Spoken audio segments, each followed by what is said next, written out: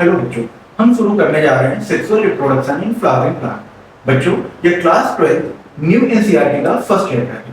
बेटा, नीट के लिहाज से ये बहुत ही इंपॉर्टेंट चैप्टर होगा हमारा, क्योंकि इस चैप्टर से न केवल अच्छे नंबर क्वेश्चन आते हैं, देखा जाए तो 3 से 5 क्वेश्चन हमारे आ सकते हैं। इसके अलावा भी दूसरी चीज देखें तो इस चैप्टर से लिंक्ड कई सारे चैप्टर होंगे। तो बेटा, sexual reproduction in flowering plant हम स्टार्ट करने जा रहे हैं और एनसीईआरटी को हम अच्छे से साथ साथ में रख के पढ़ते रहेंगे। बेटा, sexual reproduction in flowering plant.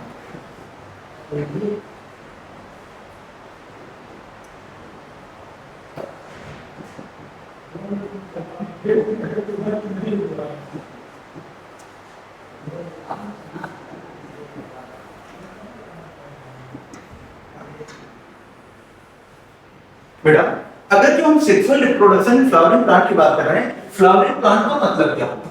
Flowering plant का मतलब हम सेक्सुअल रिप्रोडक्शन किसमें पढ़ेंगे बेटा? हम प्लांट के एंजियोस्पर्म्स ग्रुप पे पढ़ेंगे, यानी एंजियोस्पर्म्स की रिप्रोडक्शन पढ़ेंगे। बेटा, फ्लावर को अगर जो देखेंगे हम, तो फ्लावर को हम कैसे यूज करते हैं? क्या फ्लावर एक ऑब्जेक्ट है कि हम अपनी सेल्फीनेस के लिए हम उसको यूज करें? दूसरी तरह से हम कहें तो फ्लावर को हम देखते हैं कई तरह के flower, there is a variety of flower. हम कितनी वैरायटी के फ्लावर को, उनके कलर को, उनके पैटर्न को हम ऑब्जर्व करते हैं, उनकी सुंदरता को हम निहारते हैं। लेकिन क्या प्लांट के लिए फ्लावर जो है इसी के लिए है? दूसरी चीज, फ्लावर ऑब्जेक्ट कैसे हैं? तो हमारी एनसीईआरटी कहती है flower are the object of aesthetic, ornamental, cultural, religious and social value. यानी फ्लावर ऐसे ऐसे वैल्यूज के एक ऑब्जेक्ट हैं दूसरी तरह से। लेकिन क्या फ्लावर इसी के लिए प्लांट में है? ऐसा नहीं है। फ्लावर किस लिए बेटा? Flower are the site of sexual reproduction. तो एक चीज हम यहां पे देखते हैं, एक पहला पॉइंट क्या हो गया बेटा? Flowers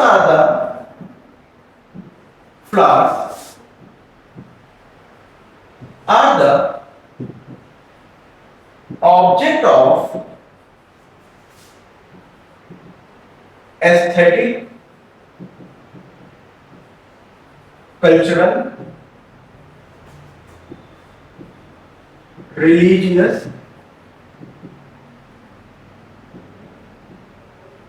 social and ornamental value।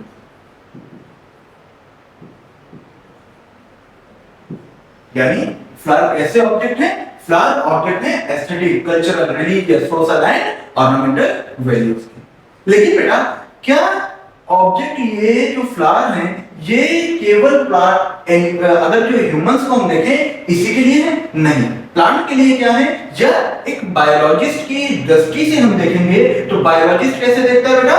तो for biologist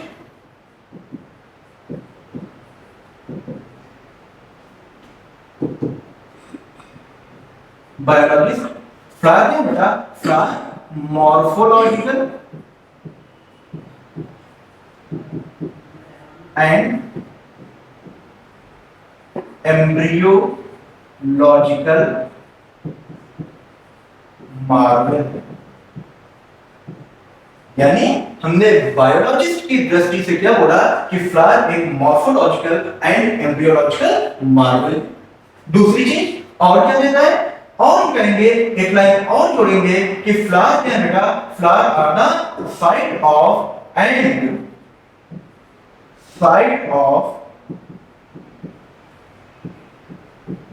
sexual reproduction.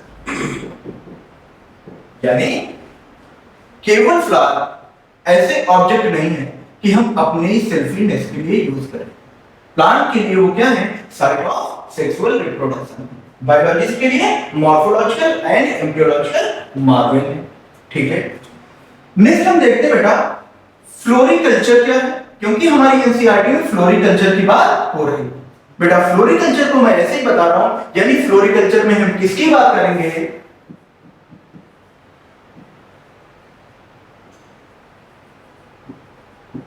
Floriculture में हम बात करेंगे बेटा breeding,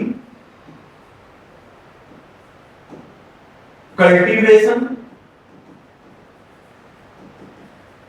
and marketing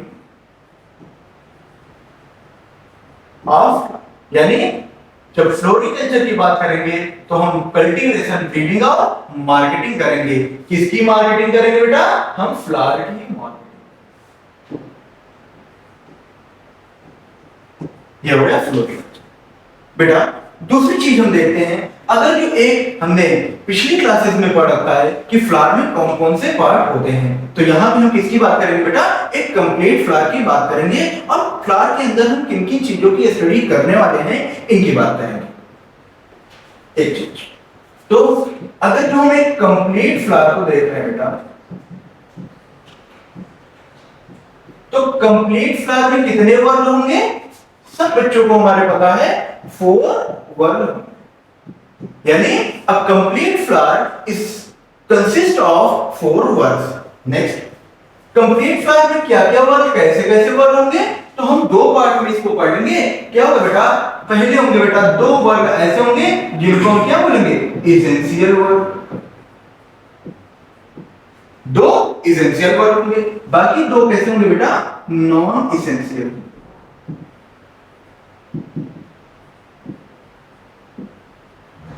non essential या एक्सेसरी वर्ड भी हम बोलते हैं।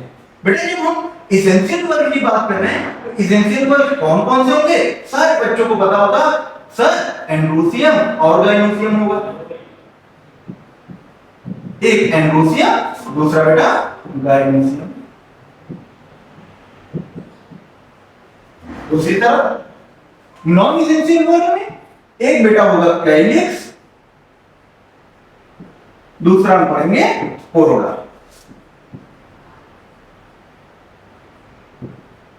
कैलिक्स एंड कोरोला, ठीक है बेटा। एंड्रोसियम देखेंगे तो एंड्रोसियम में कितने पार्ट है ये भी हम चैप्टर में पढ़ने वाले हैं। तो एंड्रोसियम में हम देखेंगे इसकी यूनिट क्या होगी बेटा? यूनिट होंगी स्टेमेंस, यानी बहुत सारे स्टेमेंस क्या मिला के बनाएंगे एक एंड्रोसियम बनाएंगे। तो यानी एंड्रोसियम की यूनिट क्या होगी बेटा? स्टेमेंस होगी, यूनिट होगी। गाइनोसियम की बात करेंगे, गाइनोसियम किससे बनेगा बेटा? वेरी गुड, कार्पेल और पिस्टिल, ठीक है। ये भी है क्या होगा बेटा? यूनिट हो गई। नेक्स्ट, कैलिक्स किनसे मिलके बनेगा बेटा? Sepals, Corolla, petals. ये हो गया, यानी एक कंप्लीट फ्लावर को देखोगे बेटा तो कंप्लीट फ्लावर में 2 एसेंशियल वर्ड, 2 नॉन एसेंशियल, यानी कंप्लीट फ्लावर में कितने होंगे? 4 वर्ड होंगे। नेक्स्ट, एसेंशियल वर्ड कौन कौन से होंगे? Androecium, gynoecium. Non essential word कौन होंगे? Calyx and Corolla. दूसरी चीज बेटा, हम इनको एसेंशियल वर्ड क्यों बोल रहे हैं? तो मन में प्रश्न उठता, एसेंशियल वर्ड इसलिए बोल रहे हैं क्योंकि they are directly involve in the sexual reproduction. Sexual reproduction without इन दोनों के पॉसिबल नहीं है। क्यों? क्योंकि इनमें क्या होता है बेटा? गैमीट का फॉर्मेशन होता है ना। कि कंप्लीट फ्लावर है और कंप्लीट फ्लावर में 2 एसेंशियल 2 नॉन एसेंशियल, यानी कंप्लीट फ्लावर में कितने हो गए? 4 वर्ड हो गए, है ना। अब एसेंशियल को मैंने जैसा बता रखा कि एसेंशियल क्यों है? क्योंकि ये गैमीट फॉर्मेशन और फ्यूजन में हेल्प कर रहे हैं, यानी दे directly involve in the sexual reproduction, they do not involve in the sexual reproduction, they form accessory role और they protect the flower, है ना। तो ये बात हो गई। दूसरी थी एंड्रोसियम। एंड्रोसियम में हमने देखा कि स्टेमेंस। अच्छा, एक चीज और यहीं पे देख लेते बेटा कि अगर कि एस्टिमेट को भी हम पढ़ेंगे तो एस्टिमेट में कैसे करेंगे हम? कि जो एस्टिमेट है इसको भी हम 2 पार्ट में देखेंगे। एक होगा बेटा एंथर, दूसरा होगा बेटा फिलामेंट, है ना। तो इसकी बात कर लेंगे हम थोड़ा सा।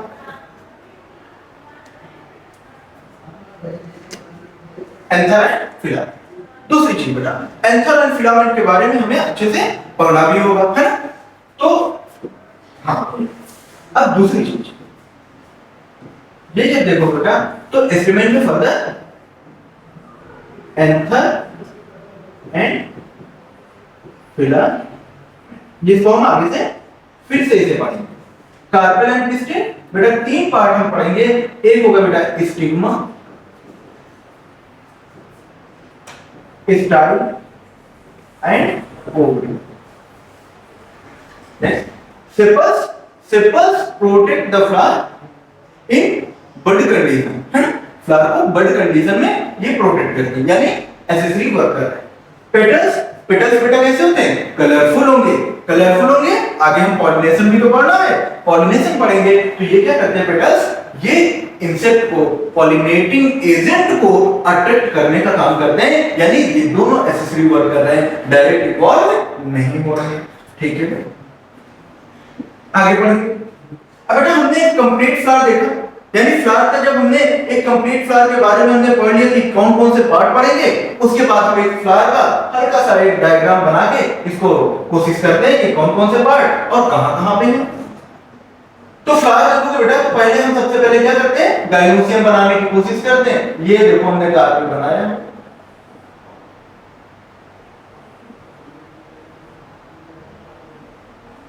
Carpel,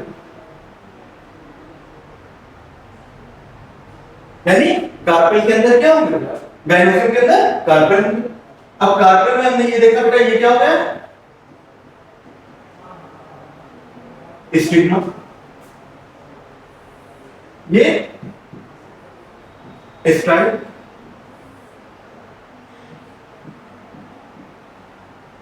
ovary. और कौन से पार्ट होंगे? नीचे की ओर पढ़ेंगे बेटा, सबसे आउटर मोस्ट वर्ड होगा, यहाँ पे हम पढ़ेंगे कुछ सेपल्स बना लेंगे। सेपल्स सॉलिड बेस होगा और बेस के साथ बेटा सॉलिड ये बेस हमने बनाया और बेस के साथ थोड़ा सा यहाँ पे देखेंगे हम ये नीचे की ओर पेडिसल, पेडिसल और यहाँ पे ये क्या होगा बेटा?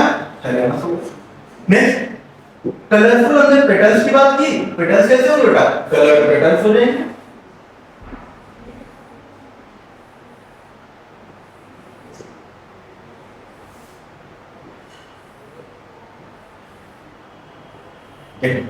हमने क्या बनाया बेटा? हमने सबसे पहले सेपल्स बनाए, सेपल्स यानी कैलिक्स बनाएंगे। बेटा हमने नीचे थैलेमस बनाया, थैलेमस ये नीचे का पार्ट है, फिर पेडिसल। दूसरी चीज कलर्ड जो हमने बना दिया, पिंक कलर से दिख रहा बेटा, ये क्या होंगे? हमारे पेटल्स होंगे, petals colourful to attract the pollinating agent. दूसरी चीज अब हम ये पे स्टेमेंस बना देते हैं। देखो बेटा ये फिलामेंट हो गया और फिलामेंट के बाद देखो ये एंथर, फिलामेंट और एंथर। अब यानी ये हो गया बेटा एंथर, ये फिलामेंट और एंथर और फिलामेंट दोनों मिलकर क्या बना दिया बेटा? अभी तुमने पढ़ा स्टिग्मा, स्टाइल एंड ओवरी मिलकर क्या बना दिया बेटा? कार्पेल और बेटा ये बेस तुमने देखा, ये क्या होगा? थैलेमस, ये पेडिसल है। दूसरी चीज यहां पे हम देखेंगे बेटा, ये सॉलिड जो वेसल पार्ट है इसको हम क्या बोलेंगे? है ये ओवरी। अब ओवरी देखा बेटा, तो ओवरी के अंदर क्या मिलेंगे हमें? ओवरी के अंदर बेटा लोक्यूल्स होंगे और लोक्यूल्स के अंदर क्या होंगे बेटा? ओव्यूल। ओवरी के अंदर ओवेरियन कैविटी और ओवेरियन कैविटी के अंदर हमारे ओवेरियन कैविटी को लोक्यूल्स भी बोलना है और इसके अंदर ओव्यूल्स है ना? तो इतनी बात हमने पढ़ ली। चलिए बेटा अब आगे देखेंगे तो हम देखेंगे चार वर्ग जो थे, यानी जो फ्लावर तुमने पढ़ा उस फ्लावर में कितने वर्ग थे? 4 वर्ग थे। कैसे? हम लिखेंगे आउटर मोस्ट से इनर मोस्ट की तरफ। कभी कभी सीक्वेंस भी हमें पता होना चाहिए, ये भी पूछ लेगा। तो आउटर मोस्ट अगर जो देखो बेटा, तो आउटर मोस्ट क्या था हमारा? कैलिक्स, कैलिक्स के अंदर कोरोला, कोरोला के अंदर एंड्रोसियम, एंड्रोसियम के बाद बेटा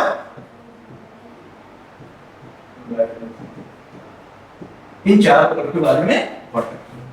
यानी बेटा अभी तक हमने एक कंप्लीट फ्लावर के बारे में अच्छे से समझ लिया कि फ्लावर आखिर है क्या, फ्लावर में कौन कौन से स्ट्रक्चर होते हैं।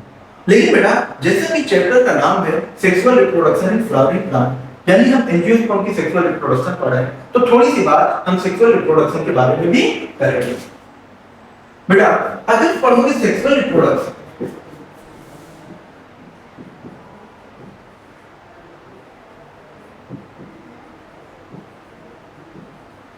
तो जो फ्लावरिंग प्लांट है वो फ्लावरिंग प्लांट क्या एग्जिबिट करेंगे बेटा, यानी flowering plant exhibit the sexual reproduction. और जैसा कि हमें पता है कि सेक्सुअल रिप्रोडक्शन है तो यहां पे क्या होगा बेटा, फॉर्मेशन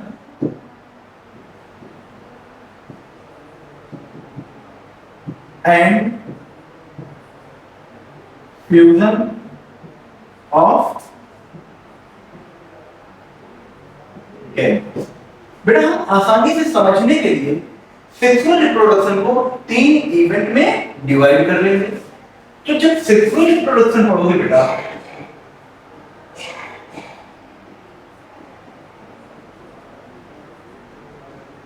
तो 3 इवेंट्स में इसको हम डिवाइड कर रहे हैं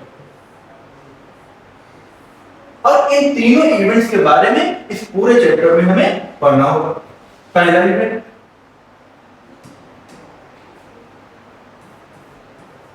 pre fertilisation, pre fertilisation, next fertilisation and last is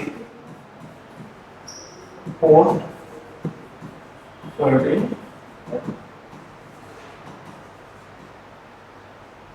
देखो बेटा प्री फर्टिलाइजेशन यानी फर्टिलाइजेशन से ठीक पहले वाला, यानी फर्टिलाइजेशन में क्या पढ़ते हैं हम कि फर्टिलाइजेशन में फ्यूजन गैमीट्स का होगा, यानी मेल और फीमेल गैमीट का फ्यूजन होगा। बेटा फर्टिलाइजेशन से पहले यानी फर्टिलाइजेशन तो तब होगा जब मेल एंड फीमेल गैमीट का फॉर्मेशन होगा। इसका मतलब बेटा प्री फर्टिलाइजेशन में क्या पढ़ेंगे हम, यहां पे हम पढ़ेंगे बेटा formation of gamete, formation of gamete. Next बेटा गैमीट का फ्यूजन तब होगा यहां पे जब गैमीट ट्रांसफर होंगे। तो नेक्स्ट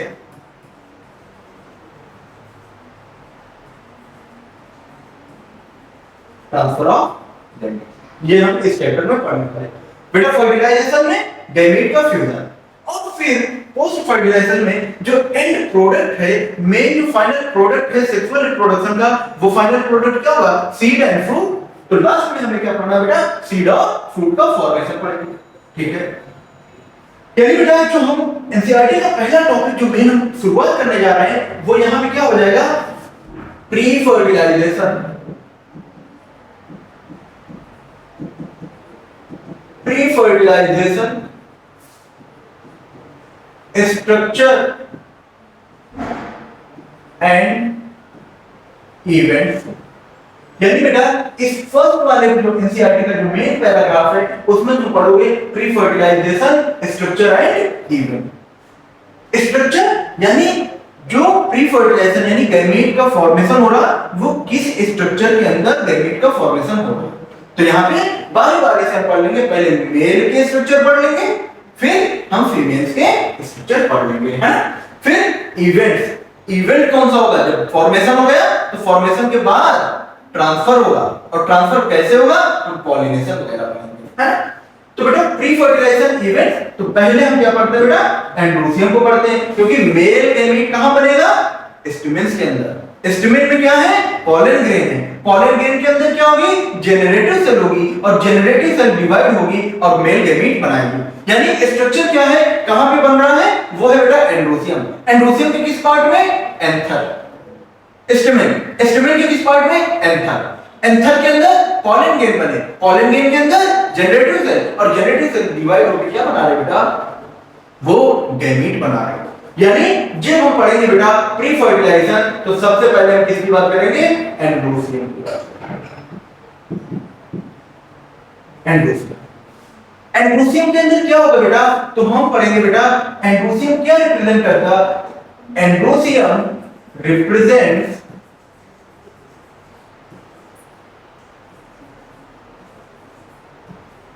मेल रिप्रोडक्टिव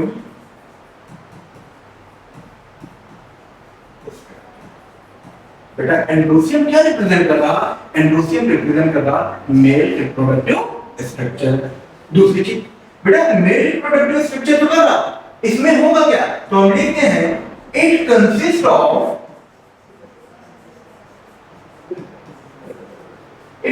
ऑफ बताओगे बच्चों क्या होगा? वर्ल ऑफ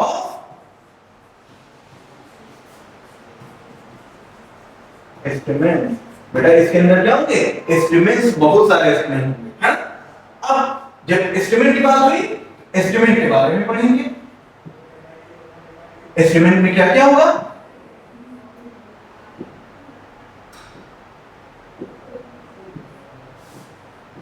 एंथर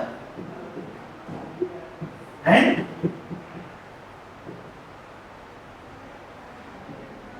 फिलामेंट, यानी हम इसके बारे में अच्छे से स्टडी कर लेंगे। Anther and filament.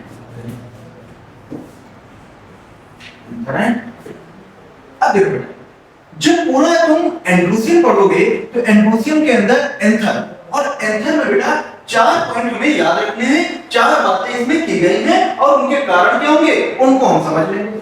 पहली चीज बेटा एंथर को बोला गया है क्या? बाइलोब्ड। कैसा होगा बेटा? एंथर है बाइलोब्ड। बेटा बाइलोब्ड के बाद एक और बात कही गई है, वो है बेटा डाइथिकस।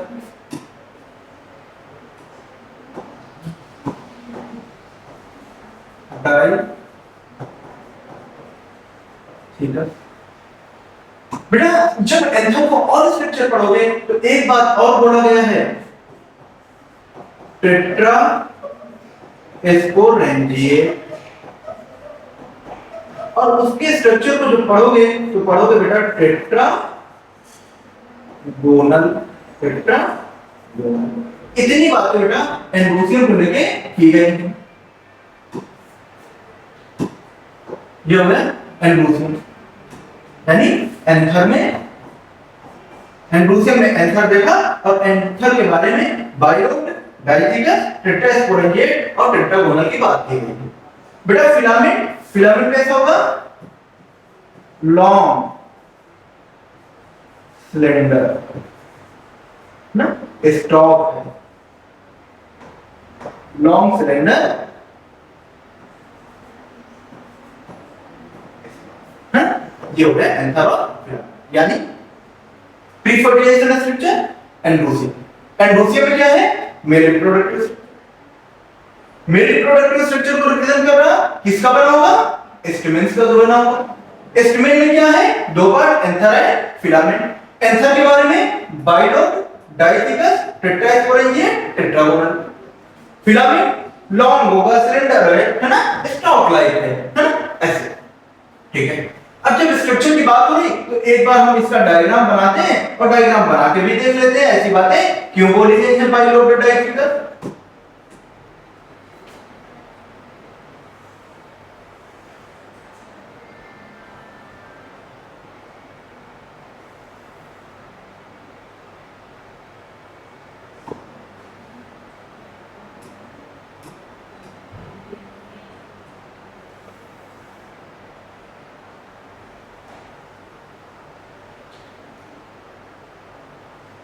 ये बेटा हमने बना दिया, यानी एंथर, ये फिलामेंट।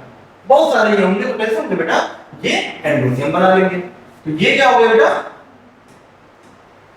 इसको हमने बोला एंथर, ये हो गया फिलामेंट। एंथर है फिलामेंट, यानी ये एंड्रोसियम हो गया। बेटा एंड्रोसियम को और देखोगे और तुम लोग मतलब ऐसा ऑब्जर्व करोगे नेचर में, ये कैसा होगा बेटा? अब देखो हमने क्या बोला था इसको, कैसा होगा? बाइलोब्ड। क्योंकि बाइलोब्ड क्यों बोल रहे हैं एंथर को? क्योंकि it is consist of 2 lobes. एक एंथर में बेटा कितनी होंगी? 2 लोब होंगी। दूसरी चीज बेटा अगर जो हम इसको हम और अच्छे से समझने के लिए ऐसे हम इसको कट करते हैं। तो कट करने के बाद कैसे नजर आएंगे हमें, ये तो मान लो ये आंसर। अब इसमें क्या होंगे, बाइलोब डाइथिकस। तो डाइथिकस क्यों, क्योंकि हर एक लोब के अंदर 2 थीका होंगे। Each lobe is consist of 2 theca, इसलिए कैसा होगा बेटा, डाइथिकस होगा। तो अभी हम डायग्राम इसका छोटा सा बनाने की कोशिश करते हैं बेटा, इससे समझ लो।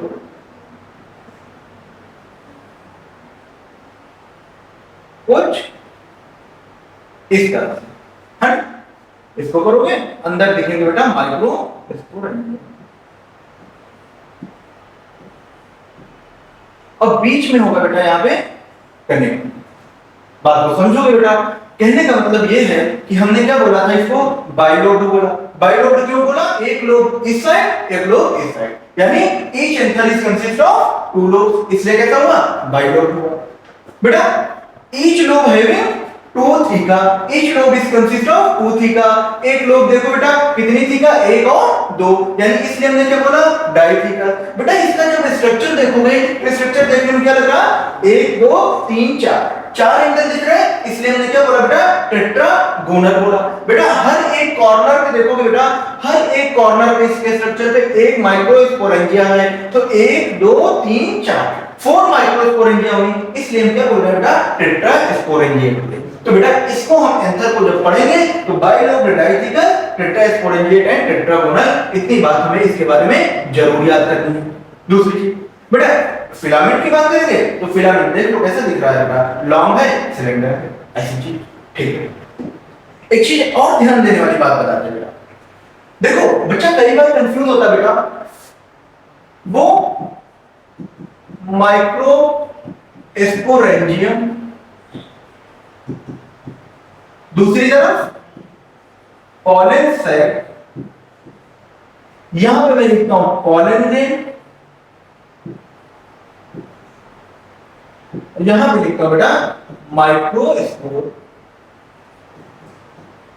देखो ध्यान देंगे बेटा, माइक्रोस्पोर किसके अंदर है, माइक्रोस्पोरेंजियम के अंदर। बेटा पॉलन सैक के अंदर क्या है, पॉलन ग्रेन। तो सर दोनों में फर्क क्या है बेटा, ये अभी यंग है और ये कैसा हो गया, मैच्योर हो गया पॉलन ग्रेन। यानी जब यंग स्टेज होगी तो माइक्रोस्पोरेंजियम, माइक्रोस्पोरेंजियम के अंदर माइक्रोस्पोर, माइक्रोस्पोर जब डेवलप हो पॉलन ग्रेन, और माइक्रोस्पोरेंजियम मैच्योर हो तो क्या हो गया, पॉलन सैक हो गया। यानी इन दोनों को हम क्या कर सकते हैं, एक दूसरे की तुलना कर सकते हैं बेसिस ऑफ मैच्योरिटी, है मैच्योरिटी को देखते हैं। पॉलन सैक कहां पे है, तो एक डायग्राम एनसीईआरटी पे बना हुआ बेटा, इसको हम ध्यान से देख लेंगे और वहां पे लाइन ऑफ डिस्टेंस है, इसके बारे में भी आगे हम समझ लेंगे।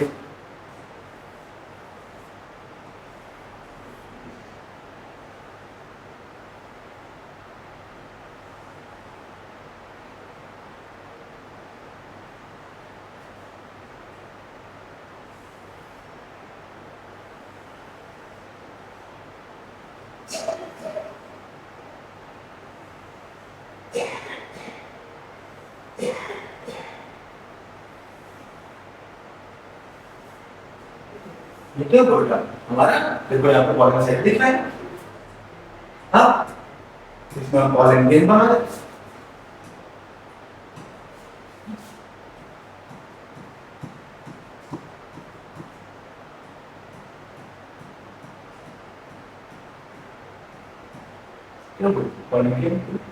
अब देखो बेटा ये क्या हुआ है, पॉलन सैक।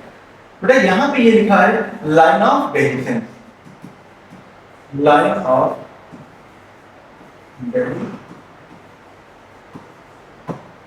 बेटा एक डायग्राम हम अब देखो, अभी तक की बात कितनी हो गई, एंथर के बारे में पूरी बात हो गई, एंथर के बारे में पढ़ा, फिलामेंट के बारे में पढ़ा। अब बेटा इनका डेवलपमेंट कैसे हुआ, और अगर जो हम एंथर को देखेंगे इसको ऐसे जब इसका ट्रांसफर सेक्शन देखें तो इस तरह से स्ट्रक्चर हो, तो माइक्रोस्पोरेंजियम है तो माइक्रोस्पोरेंजियम का स्ट्रक्चर कैसा होगा इसको हम पढ़ लेंगे, स्ट्रक्चर ऑफ माइक्रोस्पोरेंजियम।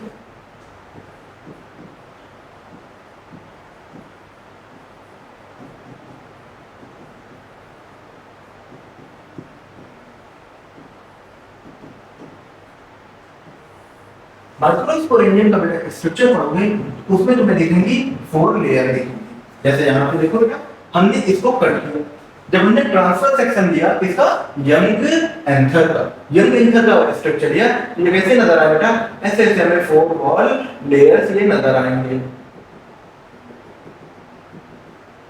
ऐसे ये 4 वॉल लेयर नजर आएंगे, यानी इसी को हम पढ़ेंगे। और जब भी स्ट्रक्चर को एक्सप्लेन करेंगे बेटा, तो इनके वॉल लेयर, अब वॉल लेयर देखेंगे तो कैसा होगा, माइक्रोस्कोप करेंगे। पहली चीज आउटलाइन कैसी है, आउटलाइन सर्कुलर है। कैसी लेयर है, कितनी लेयर है, तो 4 लेयर। कितनी हम पढ़ेंगे, 4 वॉल लेयर। कौन कौन सी लेयर होंगी बेटा, पहला देखो सीक्वेंस में हमें पढ़ना होगा, एपिडर्मिस, एपिडर्मिस के बाद एंडोथीसियम,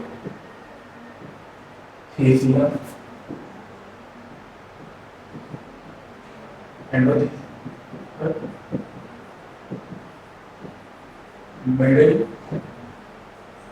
लेयर,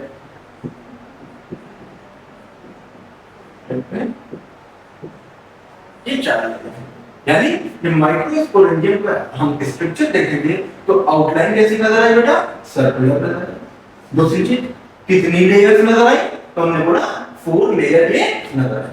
बेटा एपिडर्मिस कैसी होगी, हमने एपिडर्मिस के लिए बोला ये कैसी होगी बेटा, outer most productive layer, outer most productive. बेटा ये कैसी होगी, सिंगल लेयर थी, सिंगल सेल थी, यानी सिर्फ एक ही होगी, ऐसे सिंगल लेयर सिंगल सेल ठीक ही होगी। दूसरी एंडोथीसियम, एंडोथीसियम के बारे में थोड़ी बातें हम पढ़ेंगे। एंडोथीसियम कैसा होगा बेटा, यहां पे हम 2-3 बातें यहां पे बोल रहे हैं। पहली चीज होगी बेटा alpha cellulose fibre, alpha cellulose fibre होंगे। यहां पे बेटा क्या होंगे, कैलोज बैंड होंगे। कैसी लेयर होगी बेटा, नेचर कैसा होगा, नेचर होगा इसका फाइब्रस, फाइब्रस लेयर होगी। बेटा ऐसी बात फाइब्रस लेयर के बारे में केवल एंडोथीसियम को बोल रहा है, इसको नहीं बोल रहा है। फाइब्रस लेयर है, फाइब्रस लेयर है तो फाइबर में क्या है बेटा, अल्फा सेलुलोज फाइबर है। कैसे, कैलोज बैंड है बेटा, रेडियल तौर पे कैलोज बैंड मिलेंगे। दूसरी चीज बेटा ये जब मैच्योर हो रहा होगा, ऑन मैच्योरेशन सेवरल चेंजेस अगर इन द एंडोथीसियम, एंडोथीसियम के अंदर कई तरह के चेंजेस होंगे।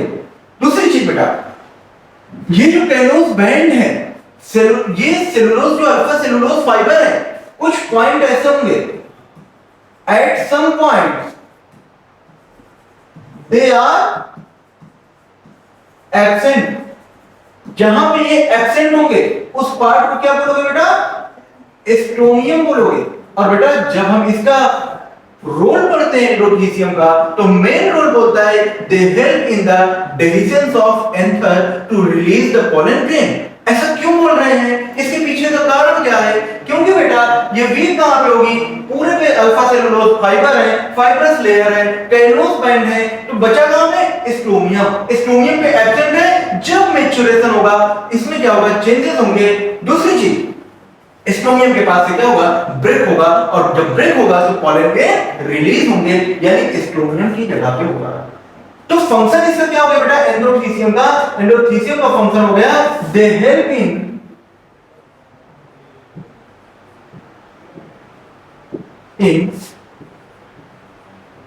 dehiscence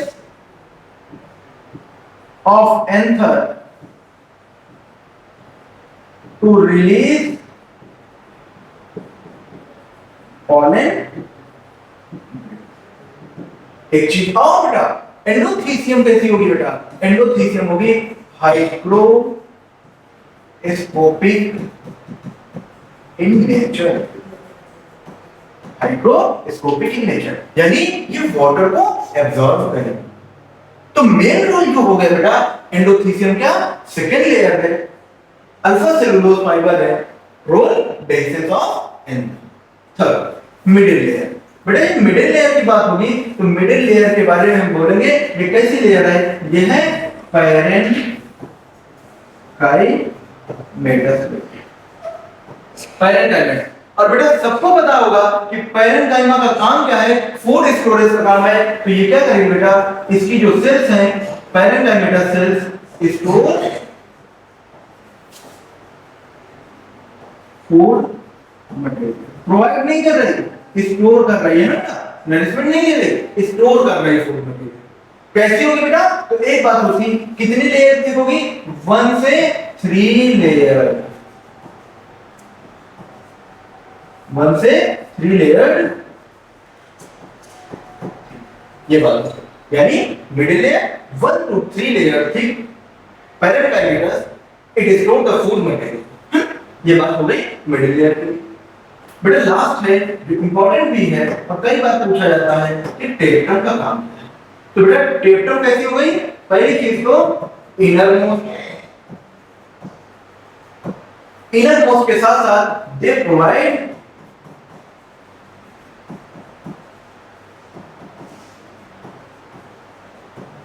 nourishment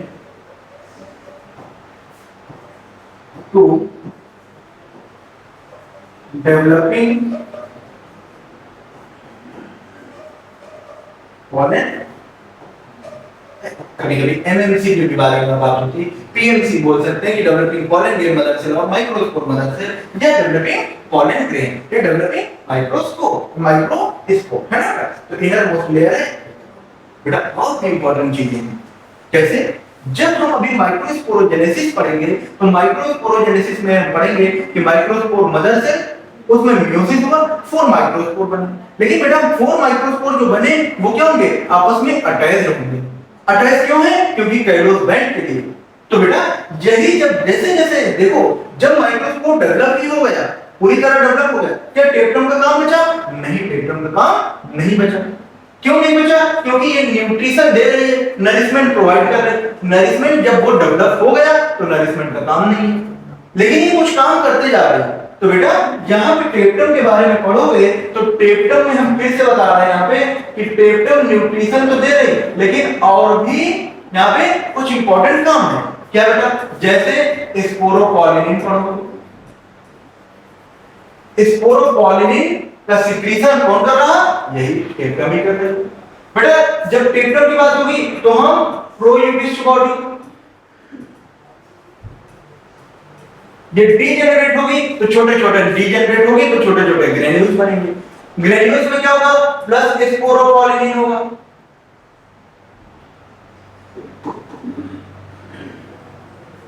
स्पोरोपॉलिनिन, अब इनके साथ ये क्या बना देंगे बेटा, फिर यूबिस्ट बॉडी। तो यूबिस्ट बॉडी किससे रिलेटेड है बेटा, कौन सी लेयर से, बेटा यहां पे जब टेप्टम का काम आएगा तो पॉलन किट के सिक्रीशन में भी करेंगे। बेटा कैलोस जो बैंड थे वो डिसॉल्व करेंगे, कौन एंजाइम, कैलेज एंजाइम करेगी। तो कैलेज एंजाइम के सिक्रीशन में भी टेप्टम का ही रोल होता है ना। तो इतनी बात हमने देखा कि 4 वॉल लेयर है, 4 वॉल लेयर में टेप्टम के हमने और भी काम पढ़ दिए। अब बेटा हमें देखना होगा कि माइक्रोस्पोर का फॉर्मेशन कैसे हो रहा।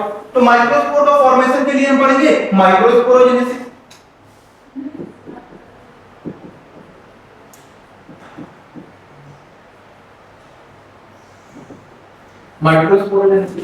माइक्रोस्पोरोजेनेसिस किससे होगा बेटा, तो हम बोलेंगे फॉर्मेशन ऑफ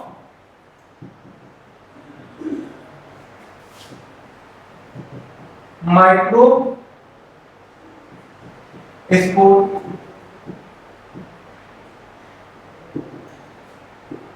फ्रॉम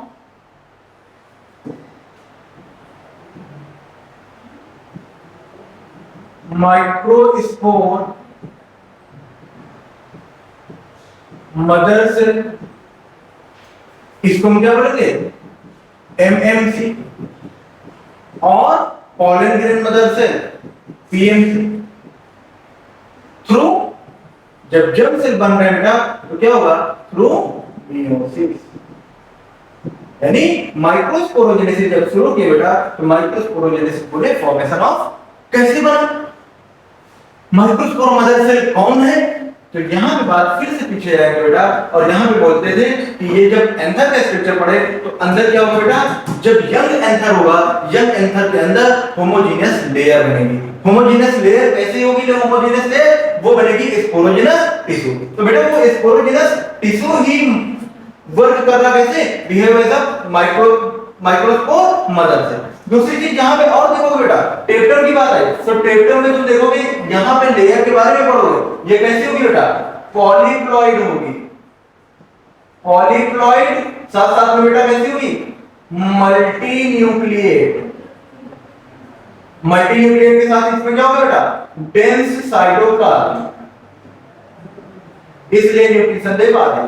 तो ये बात है, पॉलीप्लॉइड क्यों हो रहा, मल्टी न्यूक्लिएट क्यों हो रहा, क्योंकि एंड ऑस्मोसिस हो रहा, फ्री न्यूक्लियर डिवीजन हो रहा, इसलिए यहां। तो माइक्रोस्पोर मदर से अब देखो बेटा, सेल्स थी किसकी, cells of sporogenous tissue. Cells जो स्पोरोजेनस टिश्यू की थी वो कैसे वर्क करी बेटा, किसी की कोई सेल आई और वो वर्क कैसे कर रही बेटा, माइक्रोस्पोर मदर सेल और पॉलन ग्रेन मदर सेल। क्या हुआ बेटा, मियोसिस हुआ, और मियोसिस होने पे क्या बना दिया बेटा, ये 4 माइक्रोस्पोर बनाए। एक सेल से 4 सेल बनेंगी, 4 माइक्रोस्पोर बने। 4 माइक्रोस्पोर बने तो हम क्या बोल सकते हैं बेटा, हमने इसे बोल दिया माइक्रोस्पोर टेट्राइड।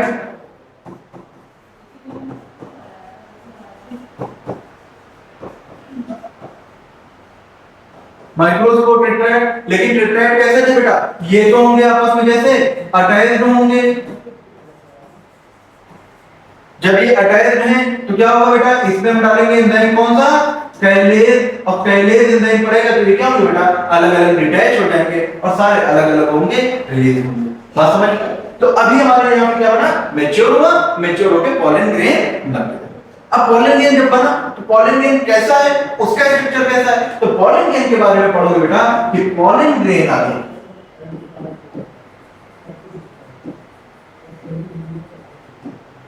पॉलन ग्रेन तो बना, लेकिन in most of the angiosperm लगभग 60% में कैसा होगा बेटा, 2 सेल स्टेज में रिलीज हो। लेकिन कुछ में कैसा होगा बेटा, 3 सेल में भी होगा। 3 सेल का मतलब कैसा, तो पॉलन ग्रेन का स्ट्रक्चर इसके लिए पढ़ना होगा।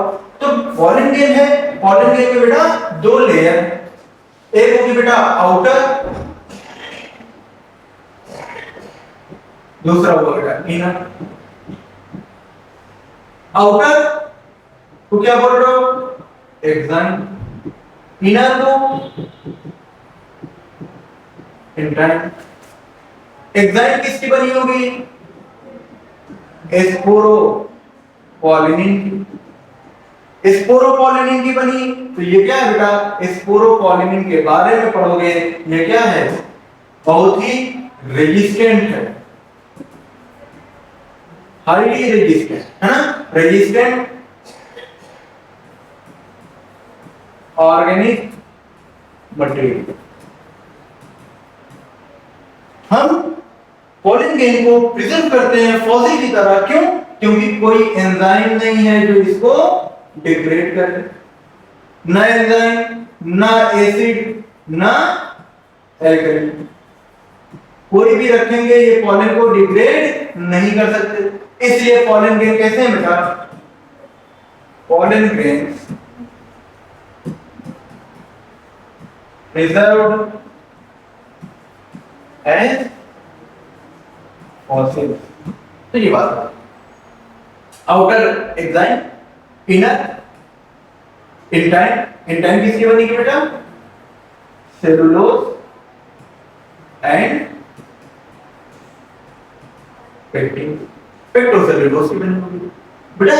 जो एक्साइन होगी, एक्साइन कैसी होगी बेटा, डिसकंटिन्यूअस होगी। कैसा होगा, ये एंटाइन हुआ, एक्साइन ऐसे कुछ।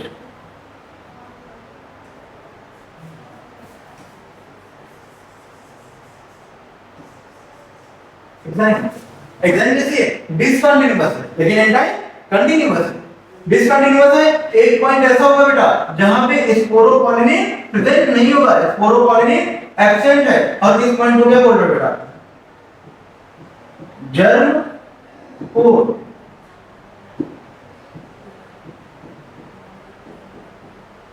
ये पॉइंट हो गया जर्म पोर, बाहर एंजाइम एंजाइम।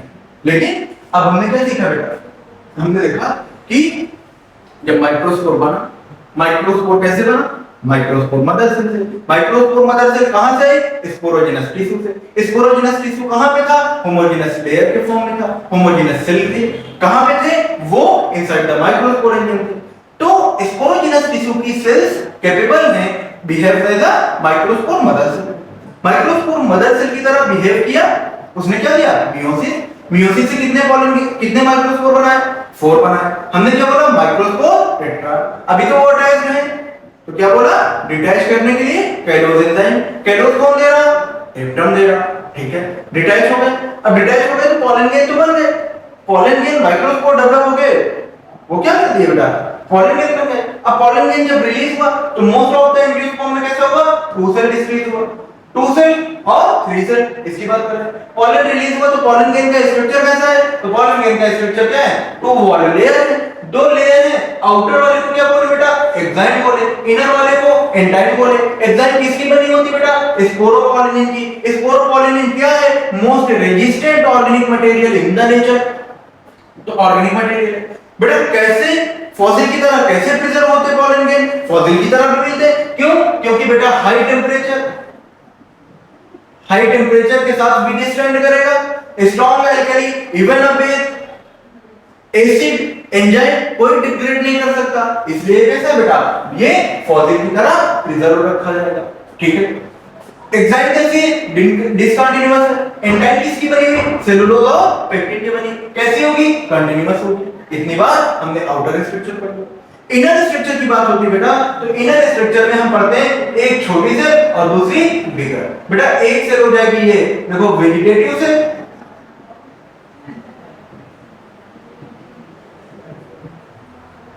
एक होगी बेटा जेनेरेटिव सेल। ये भी जब साइटोप्लाज्म में डिवीजन हुआ, साइटोप्लाज्म बनने के बाद साइटोप्लाज्म में ये बन रहा है, एक ये होगी जेनेरेटिव सेल। यानी बेटा हमने बोला कि most of the pollen grain, most of the angiosperm pollen grain release at a 2 cell stage, लगभग 60% में 2 सेल स्टेज। यानी 2 सेल कौन सी होंगी, तो पॉलन गेन में 2 सेल जो हो रही हैं वो किस 2 सेल की बात हो रही है, वो बात हो रही है बेटा वेजिटेटिव सेल की। दूसरा बेटा तो 60% में वेजिटेटिव और जनरेटिव है ना, एंजियोस्पर्म। वेजिटेटिव सेल कैसी होगी बेटा, vegetative cell bigger in size. Nucleus कैसा होगा बेटा, इररेगुलर, इररेगुलर। जनरेटिव सेल बेटा, जनरेटिव सेल क्या देगी, ये जब डिवाइड होगी तो 2 मेल गैमेट्स। अब देखो बेटा 3 सेल स्टेज बनाया ना, तो यानी 3 सेल का मतलब क्या हुआ, वेजिटेटिव हुआ एक सेल, और वेजिटेटिव के बाद जो जेनरेटिव है, जेनरेटिव में क्या हुआ बेटा, डिवीजन हो गया, और एक मेल गैमीट, मेल गैमीट, ये भी क्या हुआ, मेल गैमीट, ये भी मेल गैमीट।